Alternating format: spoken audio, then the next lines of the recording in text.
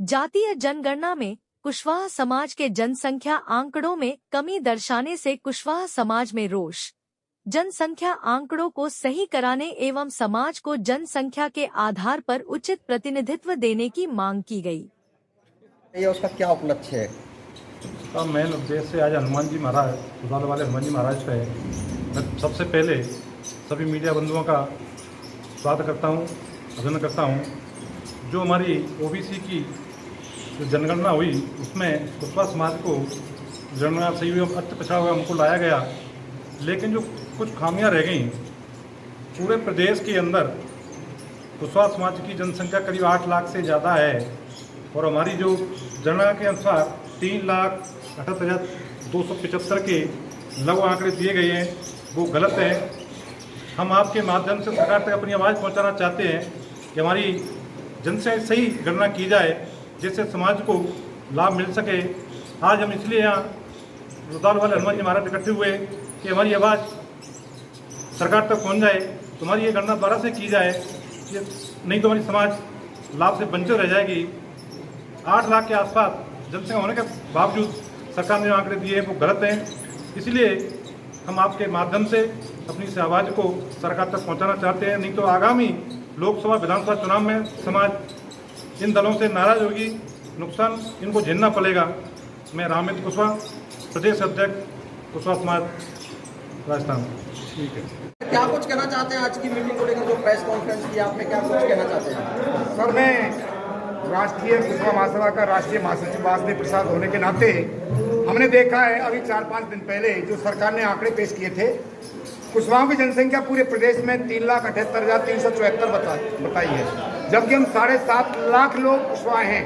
जनसंख्या हमने काउंटिंग भी की है और इसके मायने भी है कि हम 4,60,000 वोटर हैं, तो एक वोट पर 1.5 गुनी जनसंख्या होती है, तो हम लोग 7.5 लाख बैठते हैं।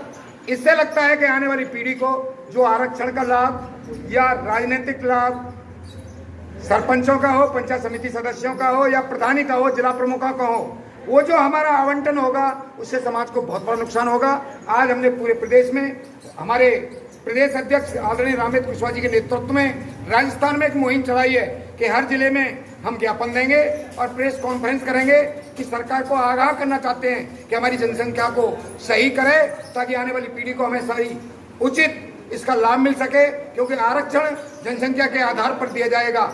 और ओबीसी एक्ट की बात करें कि उन्होंने पहले 51-52% था, अब 40% कर दिया है। क्या सरकार का ये क्या खिलवाड़ है? या तो ये हवा में तीर मार रहे हैं। और मैं धन्यवाद देना चाहूँगा कुछ हमारे BLOs को जिन्होंने घर घर जाकर के जनसंख्या काउंट की और हमने सर्वे किया है, चाहे वो रुदावल हो, चाहे रूपबास हो या 4-5 ग्राम पंचायत हमने देखी है, एग्जिट उन्होंने जनसंख्या ली है।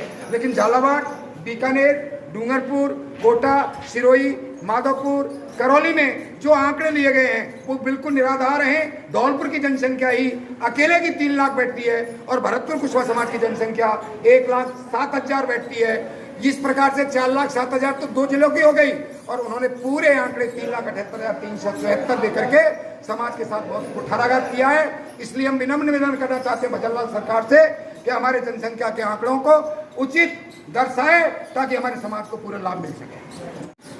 प्रदेश कुशवाहा आरक्षण संघर्ष समिति का प्रतिनिधिमंडल और कुशवाहा समाज का प्रतिनिधिमंडल आज प्रेस वार्ता हनुमान जी मंदिर उदावल में उपस्थित हुआ है। इसके लिए सभी पत्रकार बंधुओं को बहुत बहुत धन्यवाद।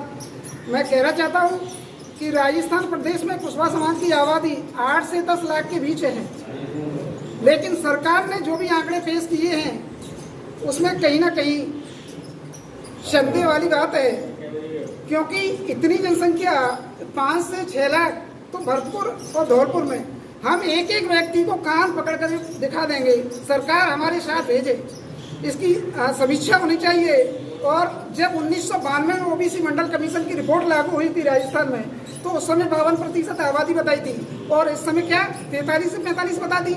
ये सोचने का विषय है।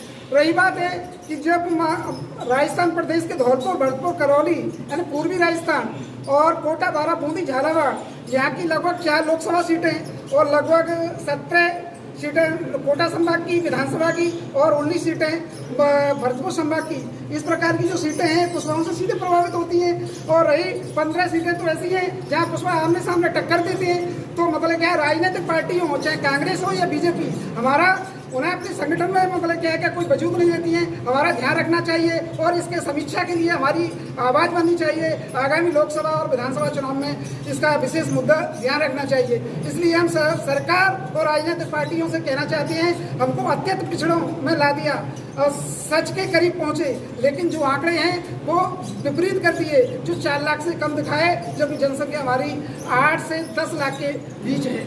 हम कहना चाहते हैं कि हम अत्यंत पिछड़े और जो भी है जो RAS, RPS के भी आंकड़े आने चाहिए।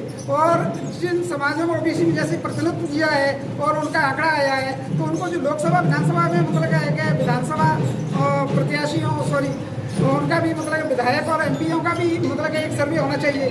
प्रशासनिक अधिकारियों की भी निकलनी चाहिए। आपको कर्मचारी भी दिखा दिए तो सब कुछ दिखा दिए। और ये पत्रकारों से मैं कहना चाहता हूँ कि आवाज़ को एक बुलंद तरीके से सरकार तक पहुँचनी चाहिए और सरकार को इस पर समीक्षा करनी चाहिए।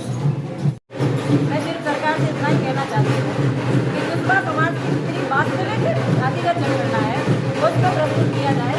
तो अभी जो आंकड़े पेश किए गए हैं वो सही नहीं है। जितनी हमारी आबादी बताई है लगभग 4 लाख के आसपास, उतने तो अकेले धौलपुर में ही कुशवाहा समाज निवास करता है। बाकी जो कोटा, बूंदी, बारा, करौली, भरतपुर बाकी के समाज तो उन्होंने गिना ही नहीं है। इसलिए मैं इतना ही कहना चाहूँगा समाज से, सरकार से कि हमारी जातिगत जनगणना को सही किया